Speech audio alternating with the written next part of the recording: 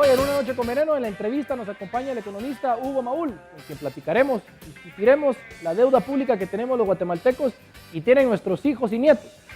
Licenciado Maúl, gusto saludarlo, después de unos cuantos años ya, porque usted vino con el set pasado, creo. Sí, una vez que te boté un vaso de agua encima. Pero dimos batalla en su momento y volvemos a entrar en batalla, licenciado. Lo llama usted porque en realidad si alguien conoce y puede explicarle a la gente los términos económicos en los que nos vemos inmiscuidos con esta aprobación de los bonos, es usted, y que diga la verdad. Prueba de ello es de que los de la Junta Monetaria, seis o 5 de ellos, pues no hemos visto que hayan externado una opinión o por lo menos puedan respaldar el porqué de su voto. El único fue el señor Ponce, a quien todos les han dado palo, ¿cierto? No lo defiendo, pero por lo menos dio la cara y explicó. ¿Cómo lee usted, digamos, ese tema de la deuda y la aprobación de los bonos el día de hoy? Bueno, que hay básicamente 3 lecturas que se pueden hacer. La primera lectura es una lectura puramente política y en esa lectura política es esto va porque va. Licenciado, le pregunto algo en lo cual se han arropado algunas de las personas que votaron a favor y de hecho también es una excusa para el Congreso de la República. El hecho es que nosotros estamos esperando que la Junta Monetaria nos emita ese dictamen. Los de la Junta Monetaria dicen que el dictamen que les hizo el Comité Petit les demostró a ellos que la deuda no era flotante y que por lo tanto no había ningún perjuicio. Y los del Congreso de la República, por supuesto por ser esto político y que ellos también tratan de respaldarse para la hora de tomar su decisión, dicen no, es que nosotros lo que estamos esperando es que la Junta Monetaria apruebe ese dictamen y en base a eso entonces nosotros creeríamos que no hay ningún problema. Ridícula la postura de todos, eso es un hecho.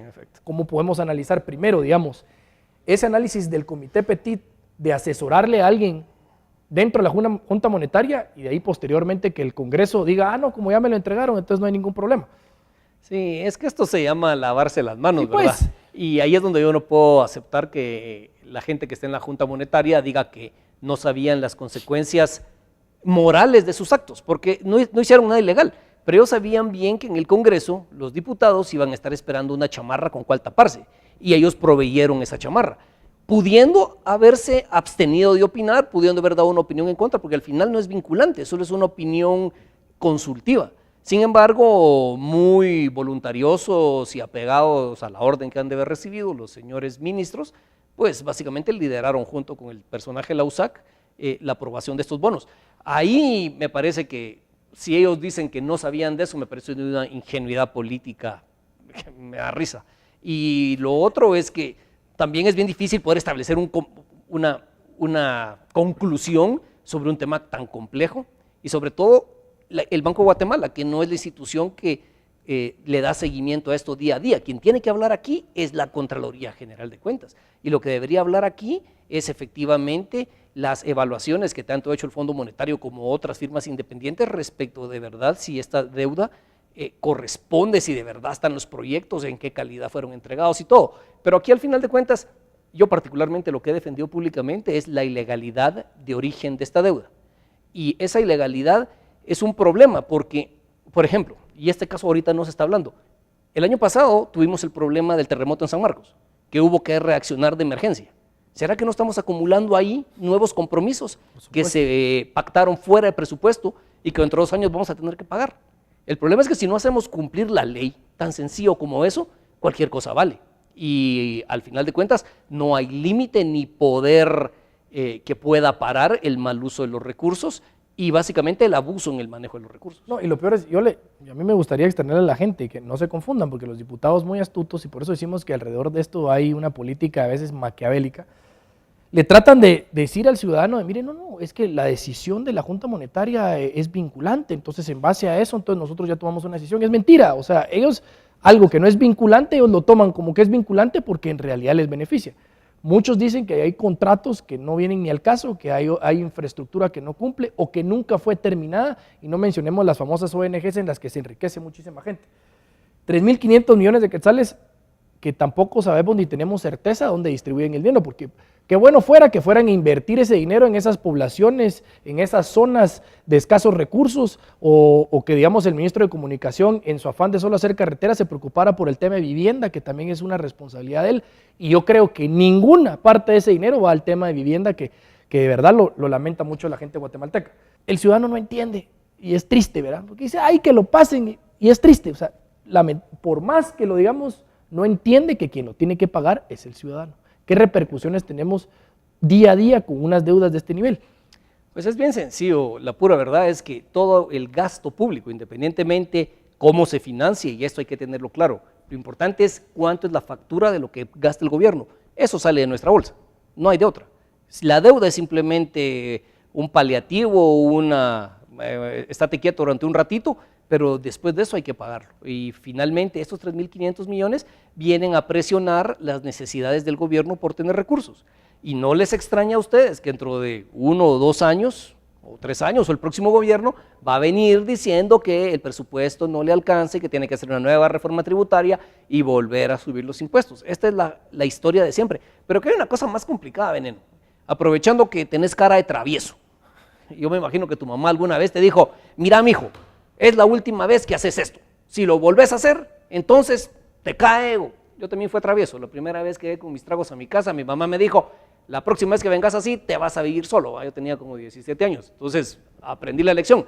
Aquí el problema es que si lo toleramos hoy, lo vamos a volver a tolerar dentro de 2 años, dentro de 4 años, dentro de 6 años, y esto nunca se va a acabar. ¿Cuál debiera haber sido el actuar de un presidente de la República con respecto a esto, teniendo conciencia de la deuda que le deja al país?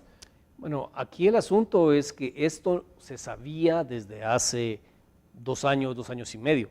Es decir, cuando este gobierno llega y toma el poder, sabe de la existencia de la deuda flotante, sabe de la misión del Fondo Monetario que estuvo evaluando estos compromisos de la deuda flotante y tratando de hacer una depuración de cuáles eran los compromisos que sí eran más factibles de estar en la legalidad y cuáles no.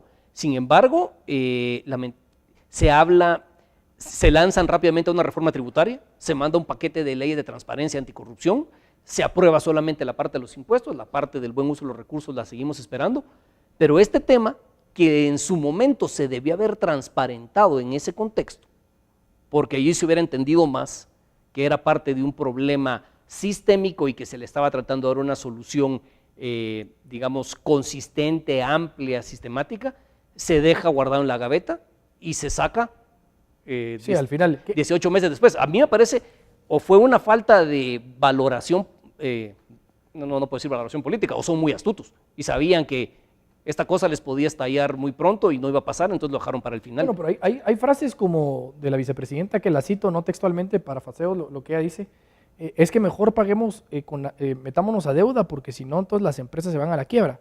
En términos económicos esto es lógico. Está bien que una vicepresidenta diga esto porque el sector privado también dice. También el gobierno se mete a hacer contratos y después no nos van a pagar, ¿cómo así? Lo malo es que dentro de esos contratos también hay algunos que son ilegales o que no cumplieron. Digamos, en todo esto que le acabo de mencionar, ¿qué sacamos? A ver, yo creo que hay que aclarar alguna cuestión a las personas que nos ven. Primero, no es que ninguno de nosotros esté oponiendo realmente a empresarios que son legítimos, que hacen las cosas como deben de ser, o a empresarios que hayan sido engañados por funcionarios públicos, o a empresarios a los cuales cumplieron con los requisitos de ley y luego no se les pagó. Todos estos casos deberán ser casos que deben tener un tratamiento diferente y con deferencia por parte del gobierno de Guatemala. Lo que estamos hablando aquí es que no sabemos realmente qué porcentaje de verdad son deudas legítimas y qué porcentaje es de verdad dinero que se va a ir quién sabe a dónde. La vicepresidenta tiene razón en su forma de razonamiento económico. Efectivamente, si no se le pagan a las empresas van a quebrar. Lo que no sabemos a ciencia cierta, qué tipo de empresas son, si de verdad son empresas que tienen un prestigio y un reconocimiento y una trayectoria larga de manejos honestos y de manejos consistentes y que trabajan bien, o si simplemente son ONGs que nadie conoce a quienes están transfiriendo dinero. Y mientras eso no se haga público, mientras eso no se dilucide completamente, es difícil poder sacar una conclusión. El periódico en sus páginas centrales del día lunes sacaba una breve reseña de algunas obras que cualquier persona dudaría que ese tipo de obras deban pagarse. Aquí el problema es básicamente con esa chamarra que dio la Junta Monetaria que estamos cubriendo. Y que nadie dice nada, de ellos nadie sale a decir nada. Bueno, ahí sí que es triste. Licenciado Mangul, porque al final de cuentas los guatemaltecos están ya un poco aburridos del tema político. Mucho es porque no les importa, porque no conocen del tema o no quieren involucrarse, que también ese es problema nuestro. ¿Qué nos depara a los guatemaltecos entonces con políticos así que toman decisiones de este nivel de aquí a unos 10 años? Bueno, esto es verdaderamente preocupante porque Guatemala tiene por lo menos desde la mitad del año de la década de los 90, 96, cuando se firman los acuerdos de paz, una situación en la cual empezamos como país a gastar mucho más de lo que recaudamos de ingresos. Y entonces hubo una situación que había sido más o menos balanceada, de repente empiezan los gastos a crecer y los ingresos no crecen a la misma velocidad. La deuda se ha triplicado desde ese entonces y lo que siempre se nos dice es que el dinero no alcanza y que por lo tanto hay que hacer reforma tributaria para que se gaste más. Realmente lo que nosotros como guatemaltecos, como ciudadanos tenemos que exigir que se gaste bien, que el gasto público y la deuda den resultados concretos que nos beneficien. Mientras nosotros no exijamos eso a la oferta política, tampoco tenemos mucho que quejarnos. Yo me atrevo a hacer una predicción. Dentro de 3 o 4 años estaremos hablando de una nueva reforma tributaria porque no alcanza para pagar los gastos. Y cuando usted se pregunte en ese entonces, ¿y por qué gastamos tanto? Bueno, una buena parte de eso es pagar los préstamos que se han hecho en el pasado. Esta situación no puede continuar porque lamentablemente Guatemala es un país pobre que necesita una estructura tributaria que promueva el empleo, que promueva la inversión y estamos caminando en el camino completamente contrario por tener un aparato estatal. Y es triste, ¿verdad? Porque la gente no lo entiende, pero gran responsabilidad es nuestra. Vamos a votar cada 4 años, nos dejamos llevar por cosas insignificantes.